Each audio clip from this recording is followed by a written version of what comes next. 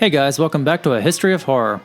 So far we've covered the antiquity of the silent era and the golden age of Hollywood, featuring several monsters who would remain in pop culture for decades. As we enter the early 1940s, we start to see that sometimes reality is much darker than anything we see on screen. As World War II expanded across Europe, the Holocaust took place. It was, and still is, one of the most horrific events to ever take place in human history. Kurt Siodmak lived in Germany for most of his life, but after hearing the anti-Jewish rhetoric of the Nazi Party, he decided to immigrate to England. He made his living as a writer in London before moving to Hollywood in 1937. There, he would work with Universal and complete the screenplay for The Wolfman, later directed by George Wagner. The movie is famous for introducing some major themes into werewolf mythology.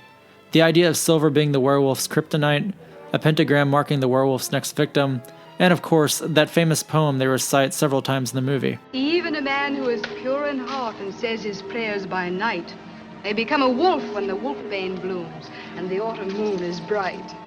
The story begins with Larry Talbot returning home after hearing that his brother had been killed. Larry is played by Lon Chaney Jr., the son of the man with 1,000 faces. While in town, he falls in love with a shopkeeper named Gwen. She's engaged, but that doesn't stop him from trying to win her over.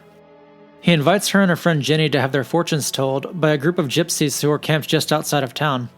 Larry and Gwen flirt with each other outside of the tent, while Jenny waits to have her palm read by a gypsy played by Bela Lugosi. What we later find out is that Bela is a werewolf, and he sees the pentagram on Jenny's hand. He tells her to run away, but it's already too late.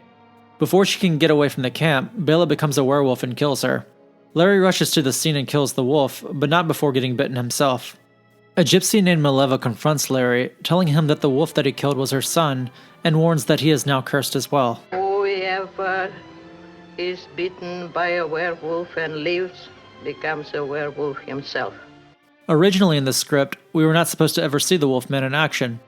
It was supposed to play out like a psychological thriller, with the audience wondering if it was all in his head. However, Universal thought the movie would be more profitable if they showed the werewolf. So what we ended up with was an iconic dual role played by Chaney.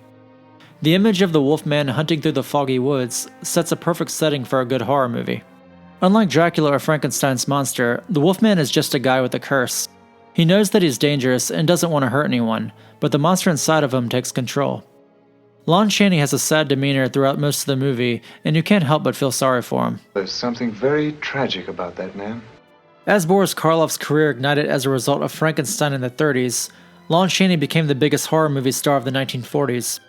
He reprised his role as the werewolf in each of the sequels, including Frankenstein Meets the Wolfman, sharing the screen again with Bela Lugosi. Chaney also played Frankenstein's monster in The Ghost of Frankenstein, the son of Dracula, and he even played the Mummy in 3 movies. With the Universal monsters all showing up together in various sequels, this is perhaps the first ever example of a shared cinematic universe. Well, that wraps up the first set of reviews of the series. I plan to come back in a few months to continue the 1940s and take us all the way through the 1960s. Thank you all for watching. I'll see you next time.